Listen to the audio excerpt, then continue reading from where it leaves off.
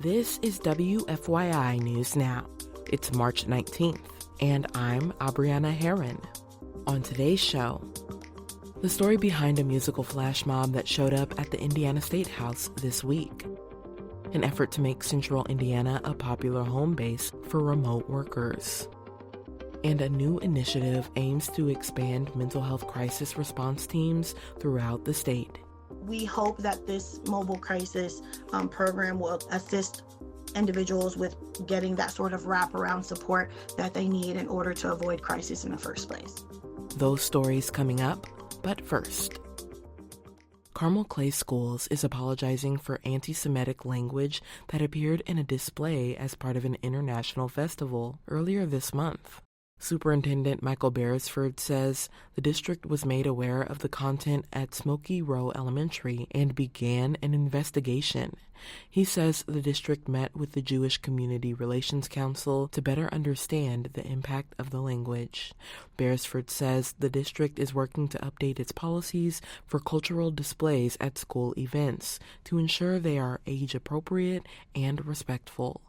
The message from Carmel Clay Schools comes as the U.S. Department of Education is investigating dozens of universities for Title IX violations relating to anti-Semitic harassment. Music teachers, lawmakers, and education advocates put on a show at the Indiana Statehouse Monday afternoon in support of public school funding. From WFYI's Education Desk, Sydney Daudelin has more on the musical flash mob. Over a dozen local musicians gathered at the State House to protest legislation that would cut funding to Indianapolis public schools. The group held signs urging lawmakers to vote against Senate Bill 1 and Senate Bill 518, saying that if passed, the legislation would cut local funding for traditional public schools. That could reduce programs like music education. Supporters of the bills were there too, demanding lower property taxes. Schools are not going to shut down if we cut our property tax. They are going to shut down, Spending too much on junk. What junk? Music? Lawmakers will continue to debate the bills. The General Assembly must end by April 29th. I'm Sydney Daudelin. A new program is working to make Central Indiana a popular home base for remote workers. The Indiana-based company Make My Move is offering $5,000 of incentives to remote workers looking to relocate to Central Indiana counties. Tanya Mosgrove took advantage of the program to relocate from the Chicago area to Indianapolis. This community is investing in its people. So they're willing to say, hey, look at what we have to offer. Come hang out with us. And that's a big commercial for Indianapolis and the greater metro area. The organization's goal is to recruit 50 new households to Central Indiana by the end of May.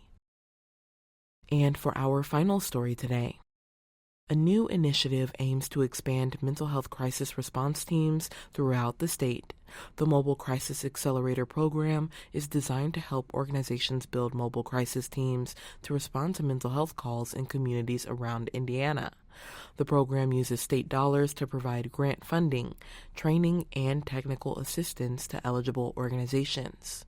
Jasmine Black with Black Onyx Management will help lead the program.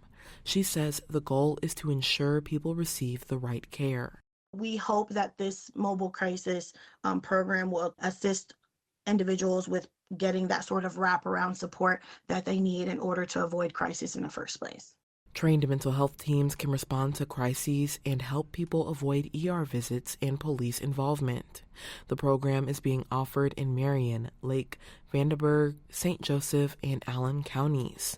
Initial applications are being accepted through March.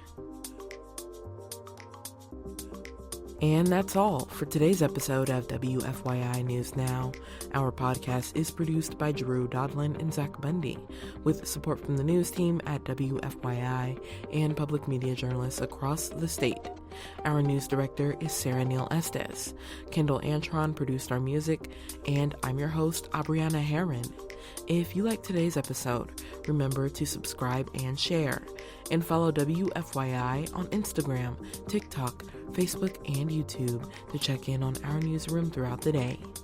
Thanks for listening. We'll be back tomorrow.